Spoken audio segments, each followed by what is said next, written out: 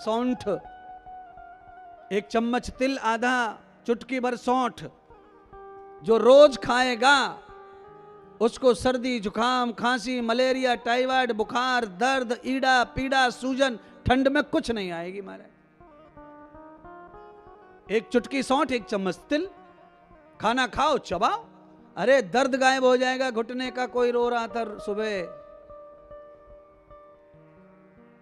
नियम बना लो खाने का,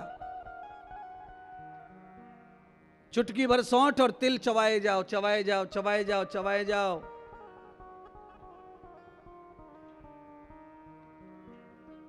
पचन हो जाएगा, दर्द गायब हो जाएगा, चमड़ी की रूखापन, सूखापन भी खत्म हो जाएगा, चमड़ी भी एकदम मॉइस्चराइजर हो जाएगी, क्रीम जैसी निकलेगी चमड़ी से, चिकनी चिकनी लाइट मारेगी चमड़ी। तिल के अंदर, सौंठ के अंदर ये लक्षण होता है कि आपकी चमड़ी को वो सुंदर बनाते हैं महाराज। खाना चाहिए। सर्दियों में और जैसे गर्मी लग जाए तो फिर क्या करना चाहिए? फिर हरी सौंफ और मिश्री 1 चम्मच। मार्च के महीने से नवरात्रि आ जाए, रामनवमी का व्रत करके मिश्री और सौंफ 1 चम्मच भोजन के बाद, आहा, ठंडा ठंडा कुलकुल हो जाएगा, बिना एसी बिना कूलर के नींद आएगी, पसीना हाय हाय नहीं करवाएगा और सांस नहीं फूलेगी। सौंफ से और मिश्री से पेट ठंडा हो जाता है, बवासीर में बहुत फायदा करती है, भगंदर में फायदा करती है, पचन में फायदा करती है, बाल, दांत, आंख में फायदा करती है। कमाल का है, रोज इसीलिए उसको मुखवास करते हैं लोग संसार में, पर उसका सत्यानाश करके खाते हैं।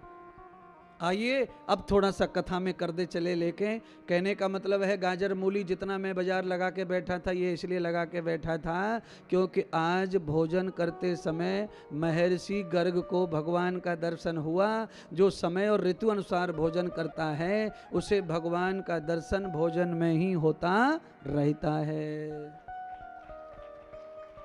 अब उल्टा भोजन करते हैं, कुछ उल्टा भोजन। मैं क्या बताऊं तुमको, मैं अभी बालाघाट में कथा करने गया तो वहां पे ठंड में आइसक्रीम खा रहे लो, बोलो आइसक्रीम। बाजार में ही घर था, रोज आना जाना गाड़ी में दो तो रोज देखते थे वो सब दुकानें लगी, ठंड में आइसक्रीम।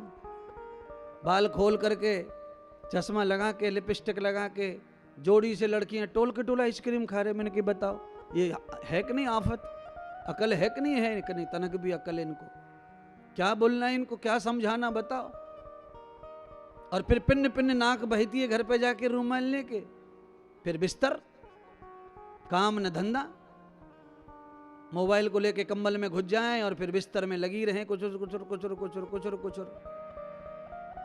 सर्दी हो गई मम्मी, मम्मी सर्दी हो गई मम्मी, मम्मी मम्मी क्या करे, मम्मी तो पहले से ही सर्दी करके बैठी है खुद में।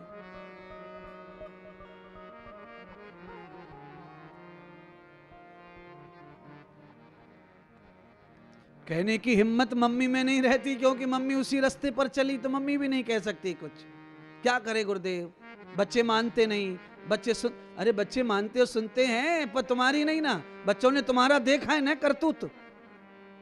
बच्चे बड़े हुए ना तुम्हारे साथी, 18 साल की होगी देख देख के मम्मी को, क्या डरेगी ये? अरे मम्मी के मारे छोरी का भूत उतर जाना चाहिए, मम्मी के मारे देखते से ही मम्मी को कपकपाने लग जाए छोरी, मजा आ जाएगा जीवन में। पप्पा आ रहे हैं गली में, पता चल जाए कि वहां विठल मंदिर पे आ गई बुलेट, पेशाब निकल जाए पुतड़े को इधर, तो समझ लो कल्याणी कल्याण है बेटे का।